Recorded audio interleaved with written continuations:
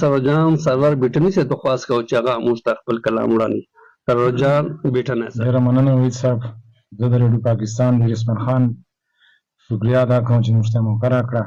څو شعرونه د ریډیو په باره کې چې هر چا به په خپل کور کې اورېدله دا ریډیو، هر چا به په خپل کور کې اورېدله دا ریډیو، پخوا به مې بابا هم غږوله دا ریډیو.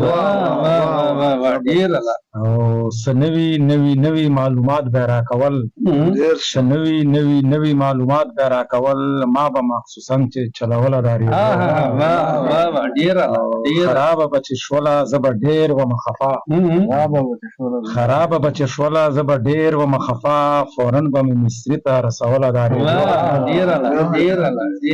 او زمونږ په دغه ښار کې سرور جان هم یو دکان و، زمونږ په دې ښار کې سرور جان هم یو دکان و، د هرې یوې کپنۍ به خرڅوله دا ریډیو، د هرې یوې کپنۍ به خرڅوله دا ریډیو.